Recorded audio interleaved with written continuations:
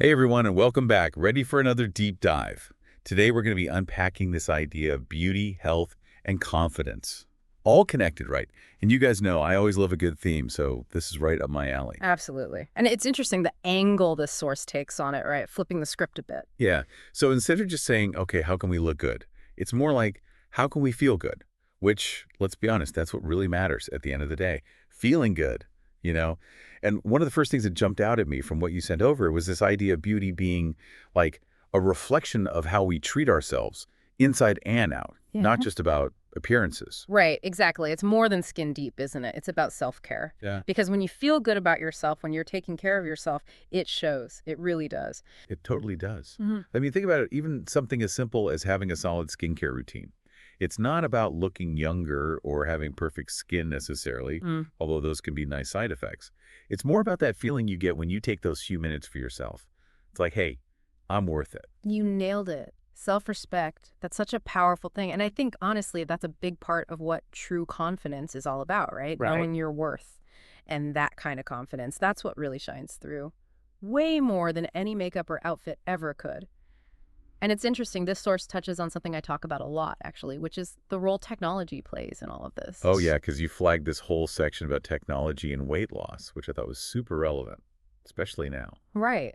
Because on one hand, we have access to more information than ever before. We've got apps to track everything, workout videos at our fingertips, support groups online. But on the other hand, it's easy to get sucked into that comparison trap, scrolling through social media, seeing all these perfect bodies. Oh, 100%. It's easy to get caught up in that. So how do we balance that? Because, I mean, technology's not going anywhere. It's not. And that's why this source's emphasis on approaching weight loss, or really any kind of self-improvement, from a health-focused mindset is so important.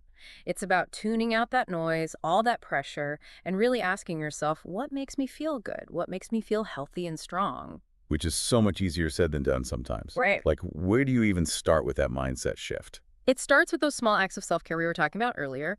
Instead of focusing on the number on the scale, focus on how you feel after a nourishing meal. Focus on the way your body feels when you move it, even if it's just a 10-minute walk. Maybe it's prioritizing sleep or drinking enough water. It's about those little things consistently that make you feel good. Exactly. And that consistency, that's where the magic happens because you start to build this positive feedback loop.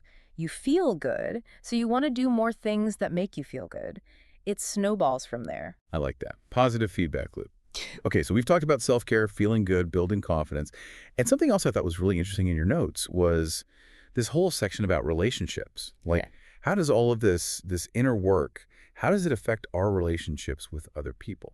This is huge, and I think sometimes people get it twisted. It's not about changing yourself for someone else. Right. You should never have to do that. Exactly. It's about recognizing that when you feel good about yourself, that confidence, that inner peace, it naturally spills over into your relationships. Yeah. You're more present, more patient, more understanding. Makes total sense. Mm. And honestly, being comfortable and confident in your own skin, that's attractive. Mm. Like the text actually says, the most attractive thing a woman can wear is her self-confidence. Couldn't agree more. And it's something to really take to heart. It's a journey, not a destination. It's those small, everyday choices that add up to a more confident, radiant you. And on that note, before we wrap up, what's one thing our listeners can do, like a small act of self-care, that they can try implementing this week? Something to kind of put these ideas into practice. That is a fantastic question. I would say start small.